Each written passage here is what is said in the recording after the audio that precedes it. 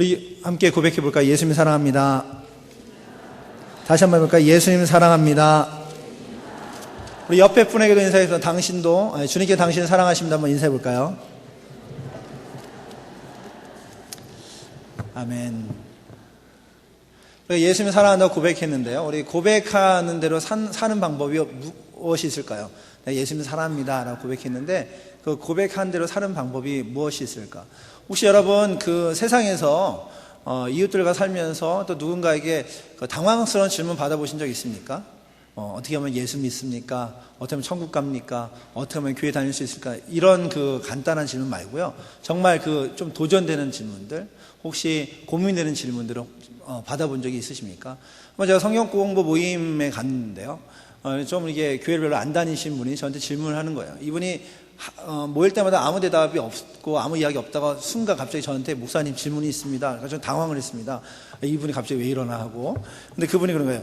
왜 교회 다니는 사람들이 그런지 모르겠다고. 교회 안에서는 은혜가 있고 사랑도 있어 보이고 예배도 열심히 하고 교회에서는 참 잘하는 것 같은데 교회 밖에서는 교회 안과 전혀 다른다는 말이죠. 교회에서는 사랑을 이야기하는데 교회 밖에서는 싸움이 있고 교회 안에서는 섬겨야 된다고 그러는데 그 직장에서나 사업하는 데서 보면 더 많이 가지려고 그러고 뺏으려고 그러고 도대체 말씀과 도대체 그 교회에서 사는 것과 교회 밖과 전혀 다르다는 것입니다. 왜 이렇게 교인들이 이기적이냐? 여러분 만약에 그런 질문을 받으시면 어떤 대답을 하시겠습니까? 그냥 몇 명만 그래. 나는 안 그러고 저 옆에 있는 교회 집사만 그러지 뭐 이렇게 그 얼렁뚱땅 넘어가시겠습니까?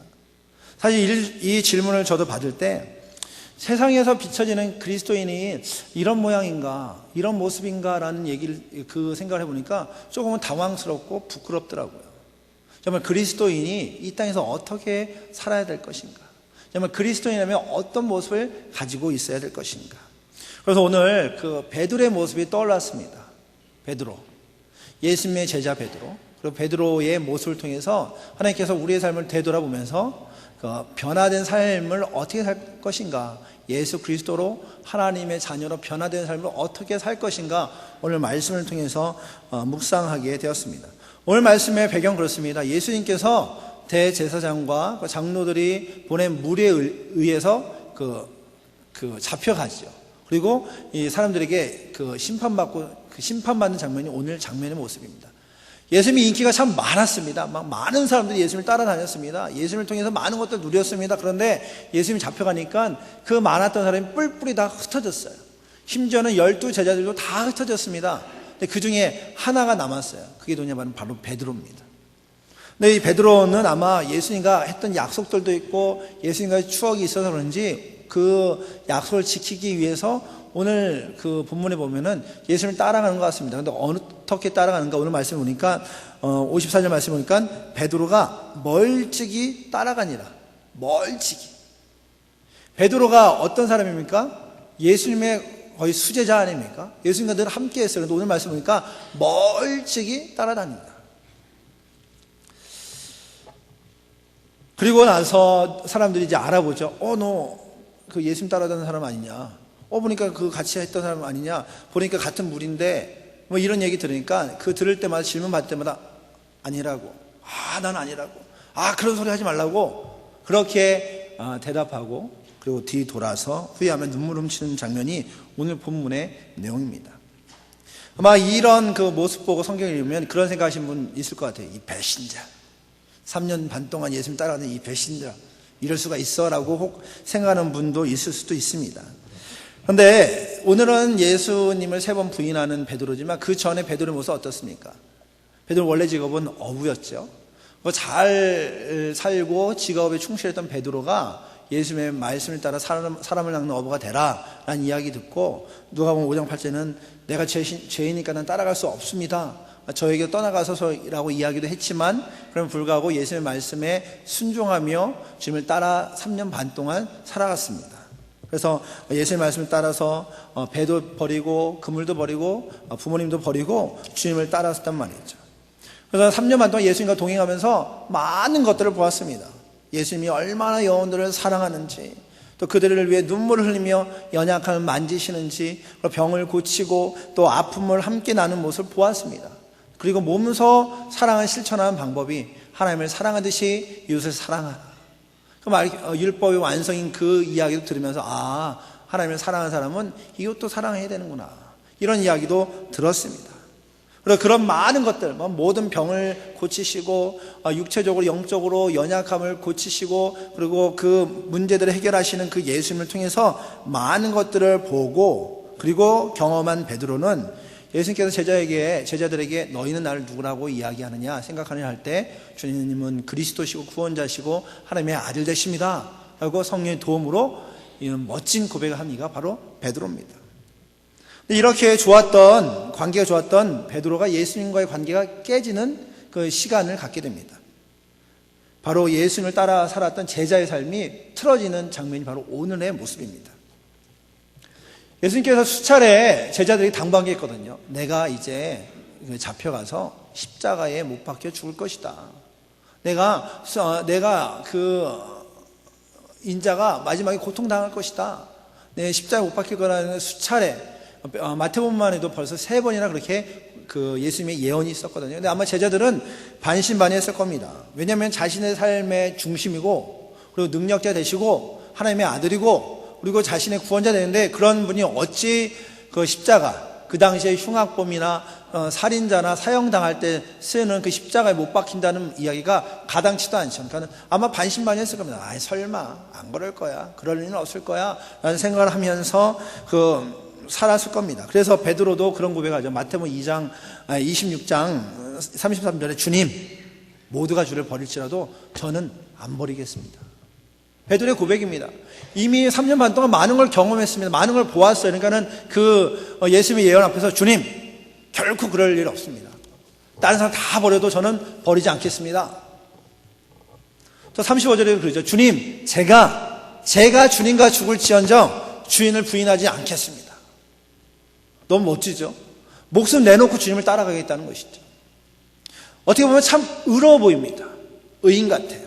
그리고 정말 분명한 신앙인 것 같습니다. 예수님의 제자 같습니다. 그런데 생명을 걸고 약속했던 베드로는 많은 이들의 손에 붙잡혀가는 예수님의 모습 앞에 결국 예수님을 멀리할 수밖에 없었고, 그렇게 부끄럽게 숨어서 예수님을 보고 있던 베드로는 사람들에 의해 발각되고, 베드로는 예수님의 예언대로 예수를 모른다고 부인할 수밖에 없었습니다.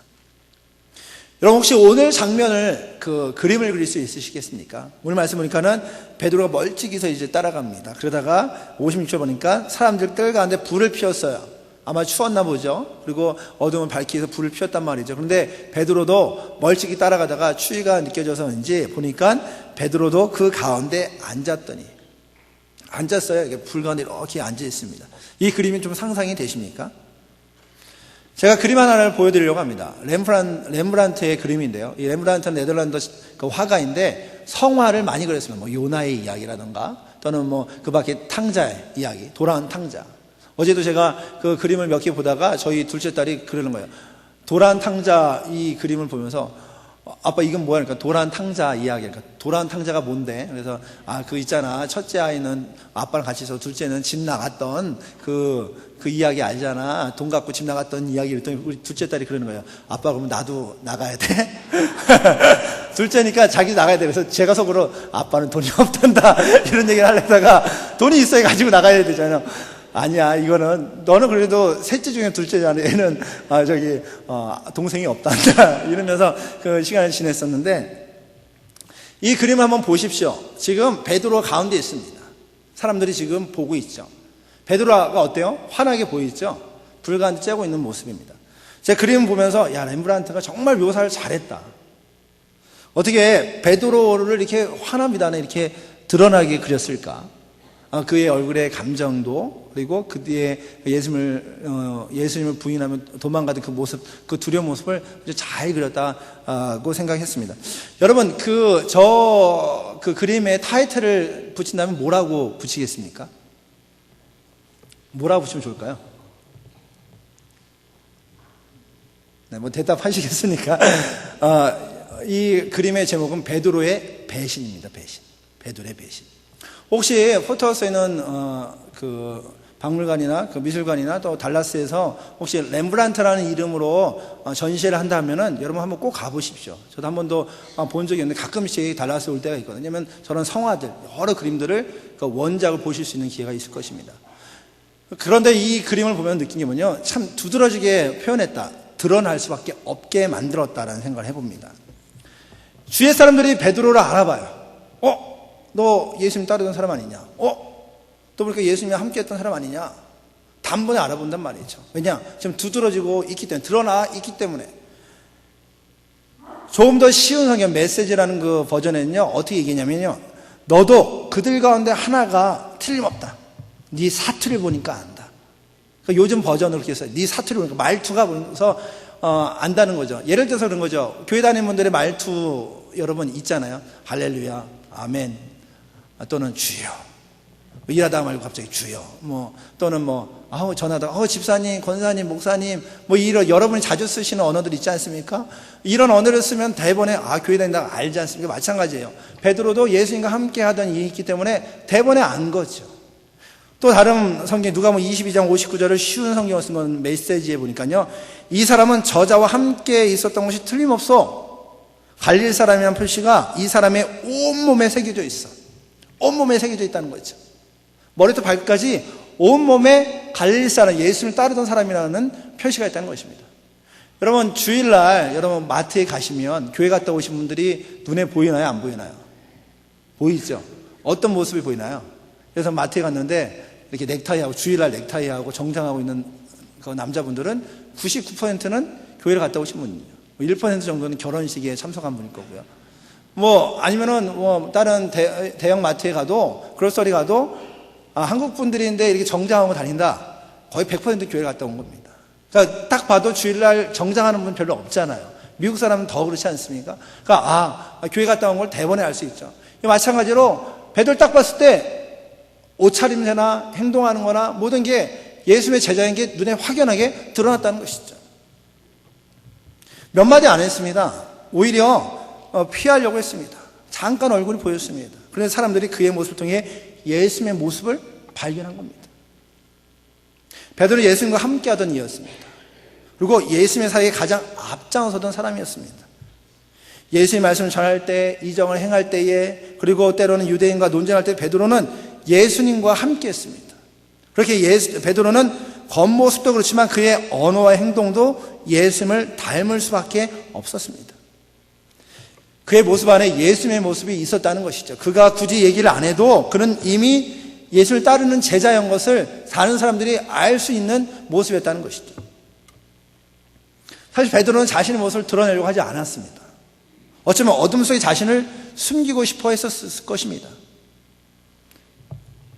그리고 그에 대답 보면 예수님과 결코 친하지 않은, 극구 부인하거든요. 아니라고. 손살을 치면서 머리 흔들면서 절대 아니라고. 핏대면서 나는 아니라고. 거기서 그랬을 거란 말이죠. 근데 그의 몇 마디에, 그의 모습 통해 예수를 따르던 이라는 것을 드러낼 수밖에 없었다는 것이죠. 왜 그렇습니까? 예수를 그리스도로 고백하고 죄에서 구원받은 이들은 드러날 수밖에 없습니다.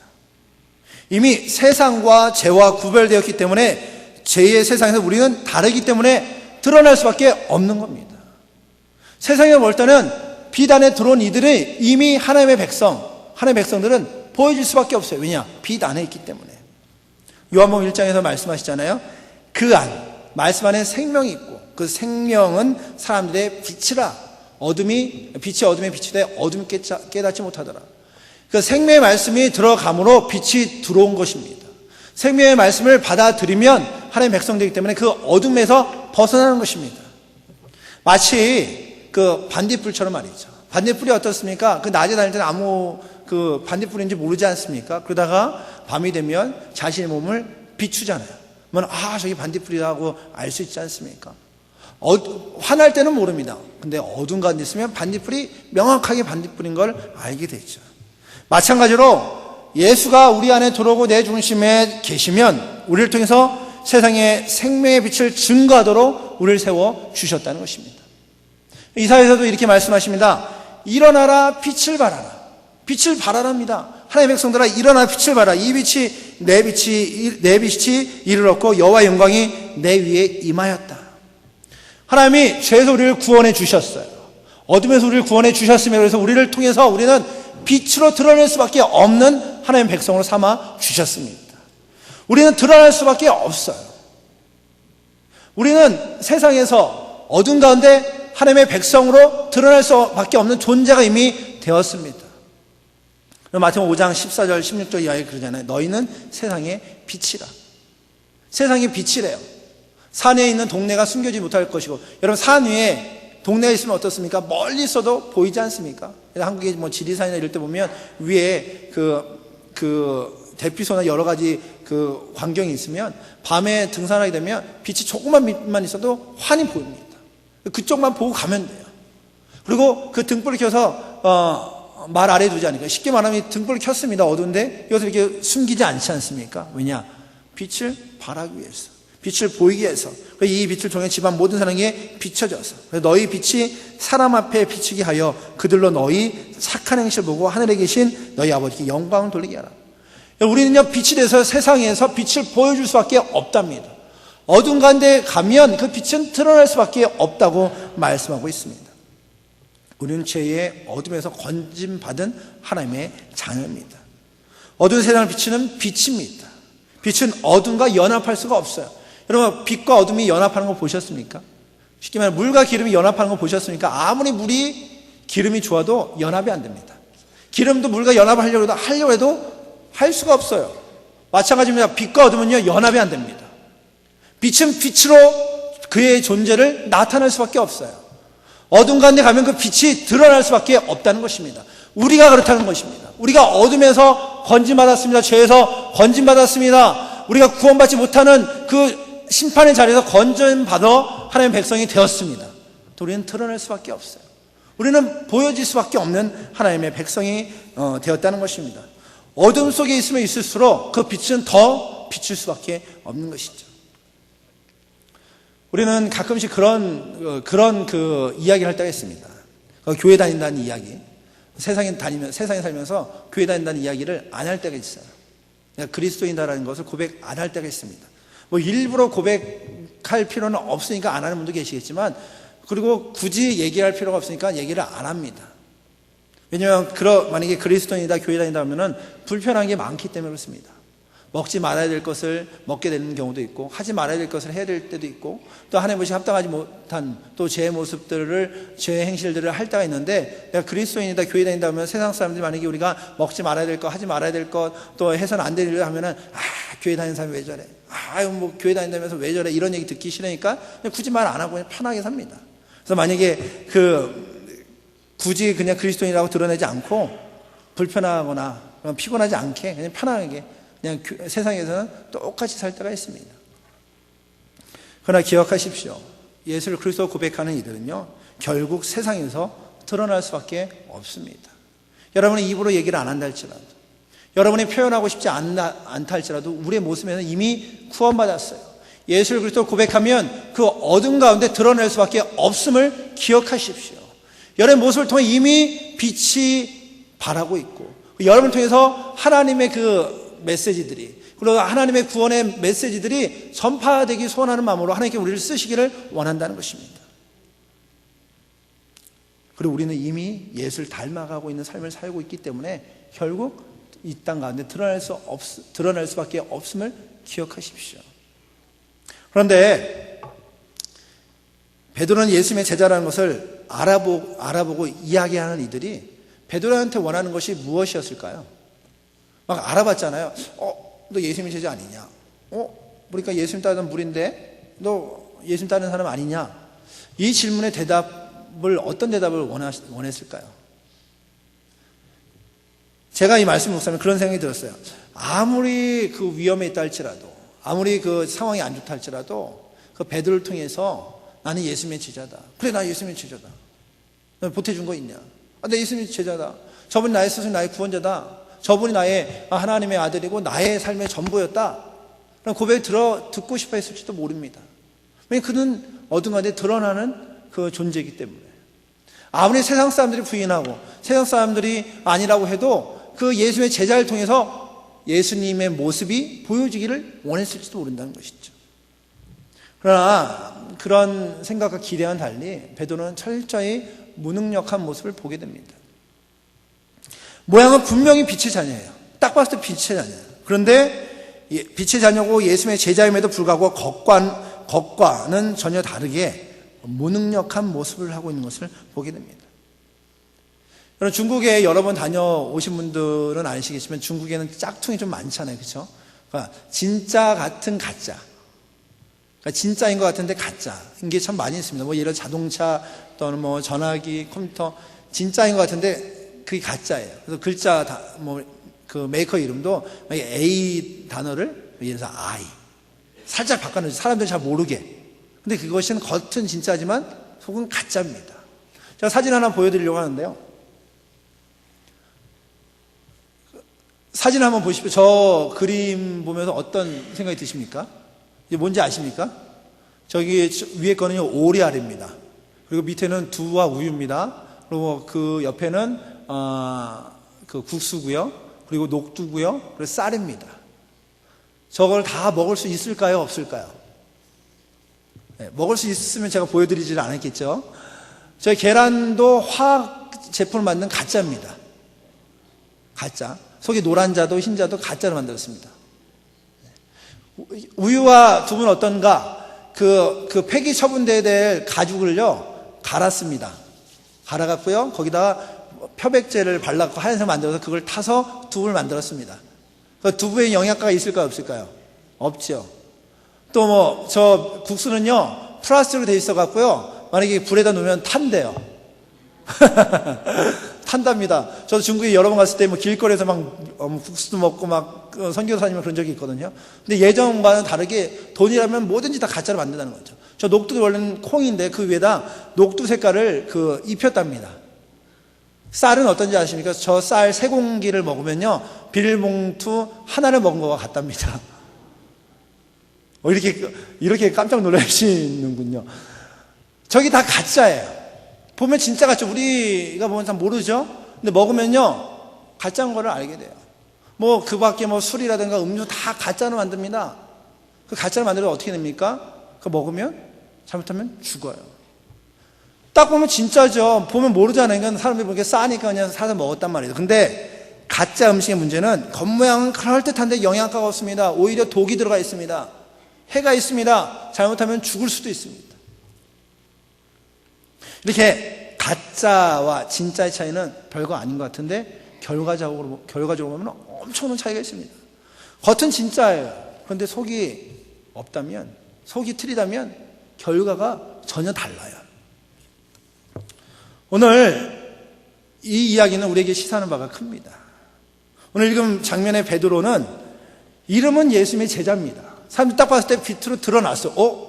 제자 아니야? 예수님과 따르는 사람 아니야? 딱 봤을 때 드러난단 말이죠. 그런데 그의 겉모양 그럴듯하지만 그 안에는 능력이 전혀 없는 세상에 속한, 그저 어둠에 속한 이들과 똑같은 모습을 하고 있는 것을 보게 됩니다.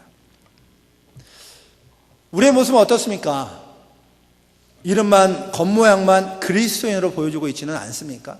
교회를 열심히 나오고 있는데 혹시 우리의 겉모양만 그리스도인으로 살고 있지는 않습니까? 우리의 언어에서는 교회 이야기가 많이 나옵니다. 그리고 교회 문화에 익숙합니다. 예배 드릴 때 어떻게 드리는지, 언제 앉아야 되는지, 언제 일어나야 될지 알고 있습니다. 섬길 때는 어떻게 섬기는지 다 압니다. 알아요. 그런데 정작 세상에서는 무능력한 그리스도인으로 살고 있지는 않습니까? 혹시 우리의 모양이 이름은 그리스도이지만 알맹이는 세상이라 세상 가서 아직도 타협하고 형식적인 예배자의 모습, 형식적인 교인의 모습, 그리스도인의 모습은 아닙니까?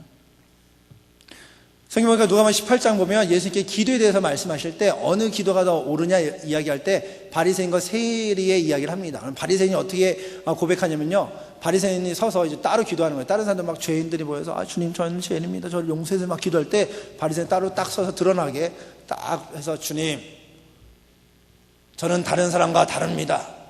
토색하지도 않았습니다. 도둑질하지 않았습니다. 불의하지 않았습니다. 간음하지도 않았습니다. 주님 저는 저기 있는 세례와 같지가 않습니다. 주님 저 정도면 축복받을 만하죠. 지금 목이 고다갖고 사람들이 다 보라고 기도하고 있어요. 그러니까 사람들이 다 알아보죠. 왜 다들 저기서 구석에서 죄인들 회개하면 기도하는데 저는 의롭다는 거죠. 주님, 저는 의롭습니다. 저 정도면 되지 않습니까? 괜찮지 않습니까? 주님 저를 좀 축복해 주십시오. 근데 겉모양 그럴듯하지만 그 속은 변하지 않았다는 것이죠.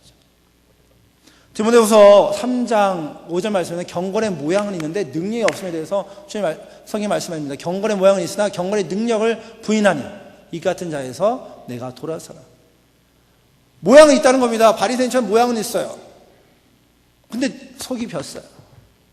경건의 모양이 있는데 능력이 없다는 겁니다. 경건의 모양이 있는데 그런데 그 빛의 모양은 있는데 어둠을 변화시키고 밝히는데 전혀 쓰임받지 못하고 있다는 겁니다. 그래서 거기서 돌아서라. 사도 바울을 통해 우리에게 강력하게 권면하고 있습니다. 여러분 어떻습니까? 우리의 모습은 경건의 모양만 입고 있지는 않습니까? 겉모양은 바리새인처럼 그렇게 살고 있지는 않습니까? 주일날 그냥 주일날 멋지게 옷 입고 예배 드리고 있는데 정작 세상에서는 전혀 예배와는 다른 삶을 살고 있지는 않습니까? 아이러니하게 세상 사람들도 어둠 속에 있지만 그리스도인이라면 빛 안에 살기를 원합니다. 어둠 속에 있으니까 빛이 잘 보이잖아요. 그러니까 그 빛된 그리스도인이 빛대로 살기를 원하는 겁니다. 그리스도인이 좀 달랐으면 하는 바람이 있어요. 그러니까 세상 사람 딱 봤을 때 교회 다니는데 역시 교회 다니니까 틀리네. 예수 믿는다고 그러는데 틀리네. 괜찮네. 저렇게 살아야 되는데 세상 사람들도 이걸 원한대요. 그런데 사도 바울 오늘 베드로의 모습 보면 세상에서 원하는 것과 전혀 다르게 무능력하게 산단 말이죠.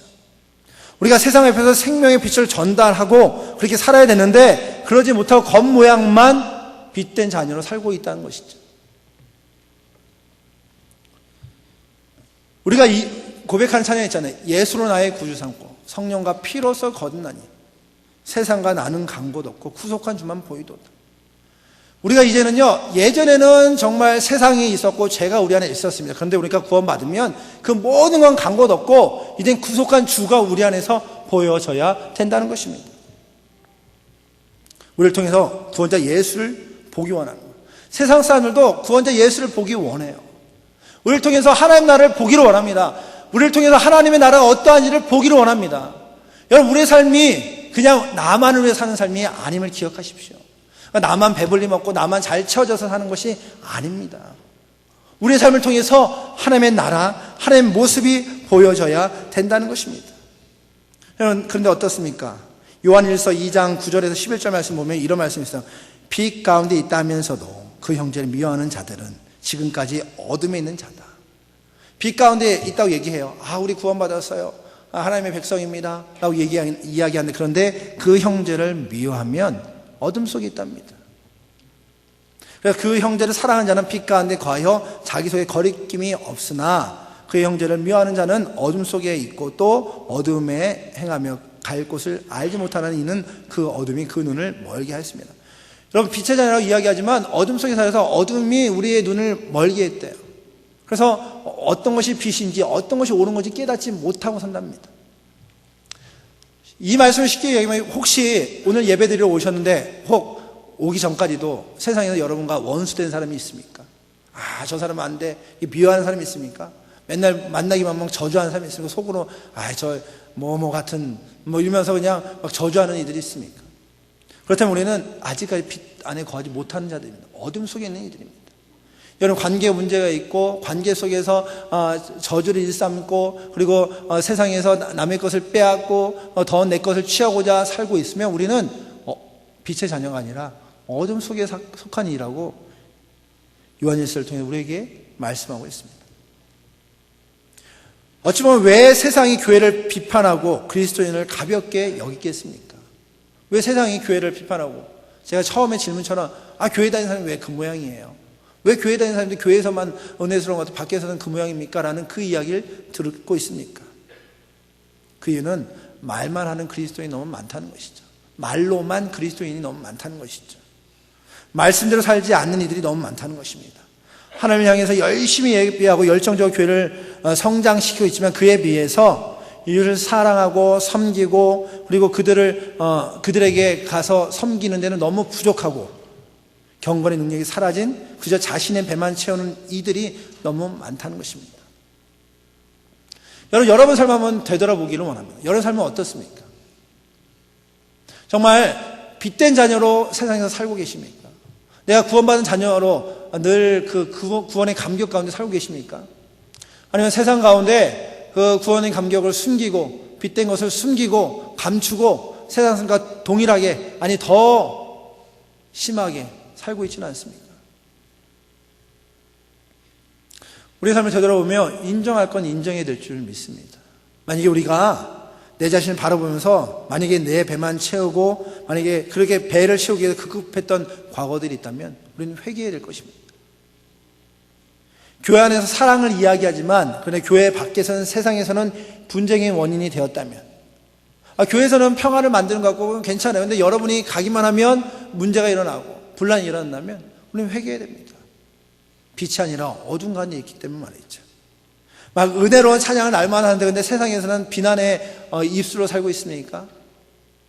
또한 섬겨 살자고 이야기하면 세상에서는 섬김받으려고 그냥 내 중심으로 나만 잘 되면 돼 라고 살고 계십니까?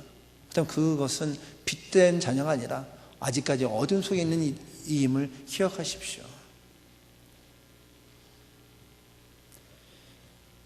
오늘 말씀을 묵상하면서 또 처음에 질문을 드린 것처럼 내 삶 한번 되돌아봤습니다. 나는 어떤가? 내가 만약에 그 많은 사람들 앞에 두드러지는 삶을 살면 나는 어떤가? 혹시 경건의 모양은 있지만 경건의 능력이 없는 연약한 자는 아닌가? 교회에서는 그럴듯하게 말씀 전하면서 그럴듯하게 은혜롭게 사는데 교회 밖에서는 그보다 못한 삶을 살고 있지 않은가? 제 삶을 많이 묵상하는데 근데 문제가 더 하나 있더라고요. 이게 머리로는 이해가 돼요. 근데 이 가슴까지 내려오고 그리고 우리의 손과 발로 나가는데 너무 많은 시간이 걸리더라고요. 왜냐하면 이미 익숙해져 있기 때문에. 여러분 조그만 것 하나라도 여러분 안에 느껴짐이 있습니까? 그러면 그대로 사십시오. 내가 섬기겠다. 내가 또는 어떤 언어를 쓰지 말아야겠다. 비난을 하지 말아야겠다. 분란을 일으키지 말아야겠다. 여러분 느껴지십니까? 하지 마십시오. 그 어둠의 끈들을 끊어버리십시오. 왜냐하면 우리는 빛된 자녀 예수 그리스도로 인하여 구원받은 하나님의 백성이기 때문에 그렇습니다. 근데 재밌는 것은 만약 베드로가 그냥 부인만 하고 끝났으면 아마 그 이상의 성장과 그 이상의 헌신은 없었을 것입니다. 또 오늘 말씀 보니까 3번이나 부인했어요. 막 그런데도 불구하고 보면 사도행전에 보면은 강력한 전도자로 쓰임받지 않습니까? 그 이유가 무엇입니까? 오늘 말씀 뒷부분에 보면은 맨 끝절 말씀이 어떻게 고백되어 있습니까? 베드로가 밖에 나가서 심히 통곡하니라. 한번 따라해 볼까요? 심히 통곡하니라. 베드로의 그 터닝 포인트가 여러 가지 있습니다. 첫 번째는요, 예수를 만나고 그물과 배를 던졌을 때, 그때가 첫 번째 터닝 포인트입니다. 예수를 인격적으로 고백하고 구원받은 백성입니다.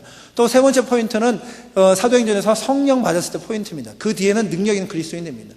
근데 이 두 가지는 다 타자에 의해서 예수님에 의해서 변화되었고 성령에 의해서 변화됐어요. 그런데 그 스스로가 회개하며 주님께 그 회개했던 장면은 오늘 장면입니다.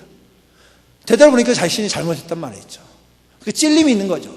아픔이 있죠. 배신하고 배반하고 그 예수를 부정하면서 내 안에 큰 아픔이 있습니다. 뒤돌아 심히 통곡합니다.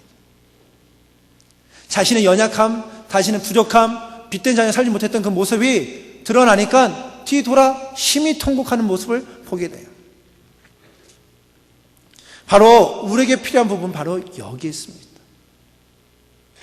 그냥 여지껏 내가 잘못 살았다면, 여지껏 어둠 가운데 살았다면, 그리고 빛된 자녀로 살지 못했다면, 그렇다면 그것이 나 못 살았어 끝이 아니라 말씀이 나에게 찔림이 되고 내 말씀 앞에서 내가 바로 서면서 주님 앞에 나와 심히 통곡하는 장면. 네, 주님 잘못했습니다. 제가 죄인입니다. 내가 주님의 뜻대로 살지 못하고 주님의 인도하심대로 살지 못했던 나를 용서하여 주시옵소서. 아직까지 세상에서 어둠 가운데 살았던 나를 용서하여 주시옵소서. 이제는 빛 대신 예수 그리스도만 의지하고 예수 그리스도만 붙잡고 사는 하나님의 백성 되게 하여 주시옵소서. 회개하며 주님께 나가는 이 장면 필요하다는 것입니다. 마치 야곱처럼 말이죠. 야곱이 형님 에서를 피해 도망가고 나서 큰 부자가 되었습니다. 아주 엄청난 부자가 되었습니다. 근데 그 안에 두려움이고 떨림이 있었습니다. 그래서 야복강 앞에서 주님 앞에 나와 기도하지 않습니까? 주님 저를 도와주십시오. 저를 도와주십시오.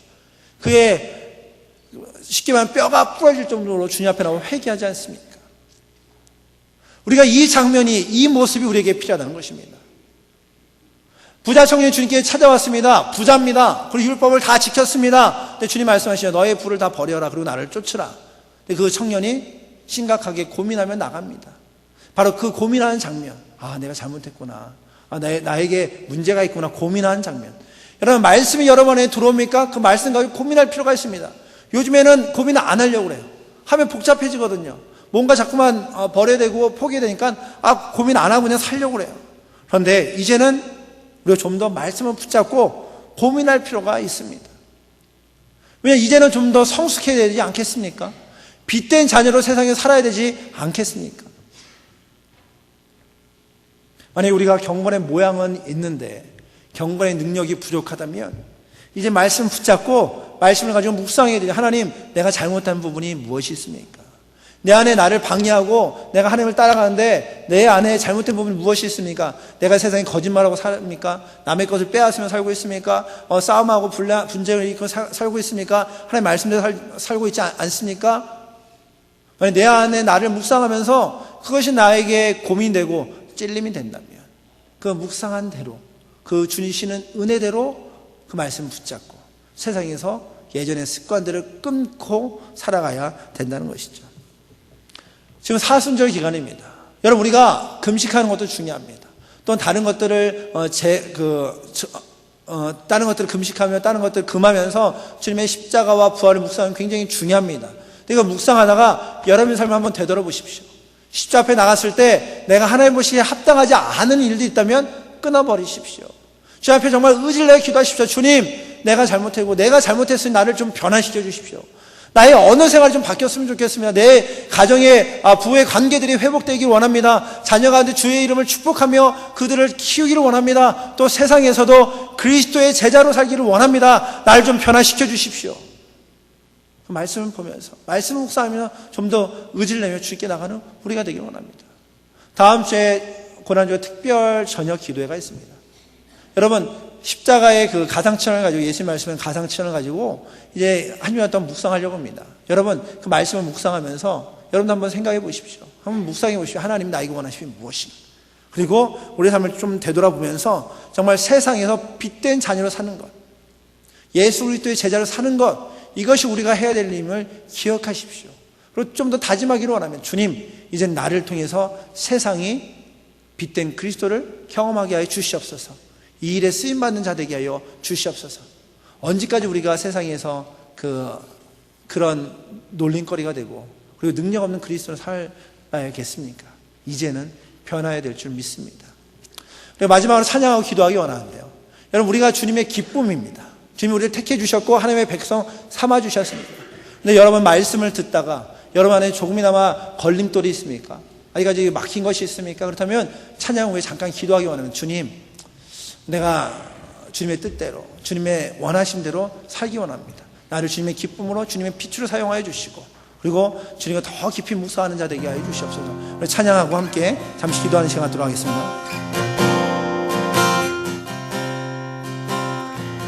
다 같이 나 주님의 기쁨 되기 원하네. 나 주님의 기쁨 되기 원하네. 새롭게 하소서. 새 분해가 되게 하여 주사. 주님의 빛 비추게 하소서. 다시 한번 할까요? 나 주님의 기쁨 되기 원하네. 내 마음을 새롭게 하소서. 새롭게 하소서.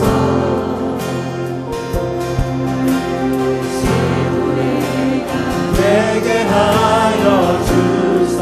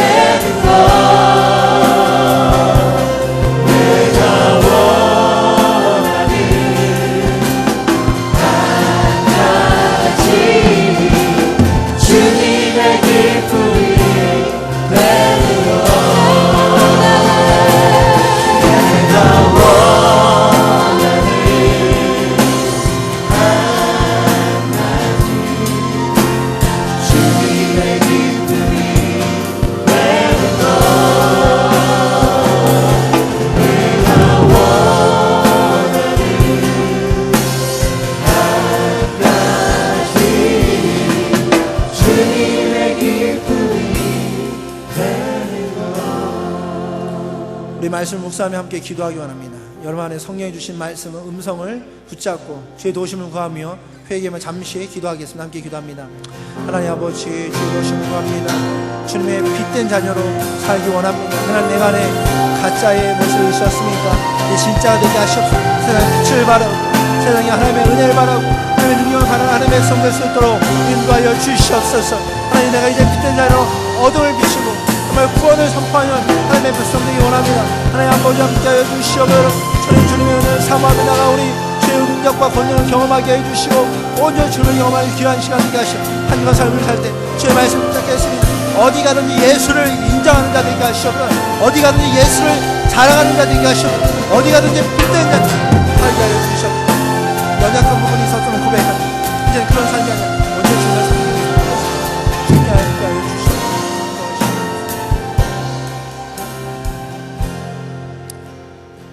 하나님 오늘 말씀을 묵상했습니다. 우리의 모습 가운데 베드로와 같은 모습이 있었습니까? 예수를 부인하고 숨기고 부끄러운 그리스도인을 살았습니까? 이제 우리의 삶이 변화되기 원합니다. 어디 가든지 예수를 자랑하게 하여 주시옵소서. 어디 가든지 예수의 구원을 선포하게 하여 주시옵소서. 이를 통해 하나님의 나라를 확장하고 빛된 자녀로 삶을 사는 우리가 될 수 있도록 인도하여 주시옵소서. 한 주간 삶을 살 때 우리가 어둠 가운데 있는 것이 아니라 빛을 선포하는 하나님의 백성으로 주님 사용하실 줄 믿습니다. 한 주간 십자가를 묵상하며 주님과 동행하며 승리하는 우리 모두가 될 수 있도록 함께 하시고 축복하여 주시옵소서. 감사드리며 예수 그리스도 이름으로 기도드립니다. 아멘. 우리 다 같이 일어나셔서 좀 전에 불렀던 찬양 한 번만 더 부르시고 축도로 예배를 마치도록 하겠습니다.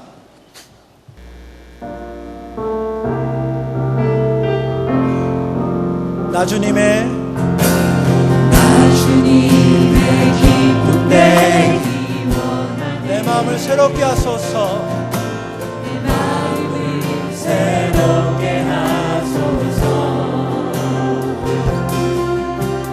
새 무대가 되게 하여 주사. 주님의 빛 비추게 하소서. 내가 원하는